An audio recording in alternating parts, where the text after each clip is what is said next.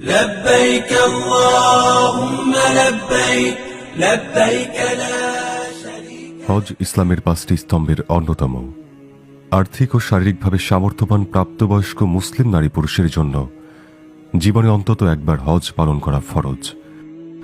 উম্মুল মুমিনিন হযরত আয়েশা রাদিয়াল্লাহু তাআলা থেকে বর্ণিত, তিনি একদিন রাসূলুল্লাহ সাল্লাল্লাহু আলাইহি ওয়াসাল্লামকে জিজ্ঞেস করেন, হে আল্লাহর রাসূল সাল্লাল্লাহু আলাইহি ওয়াসাল্লাম, জিহাদকে আমরা সর্বোত্তম আমল মনে করি, কাজেই আমরা কি জিহাদ করব না?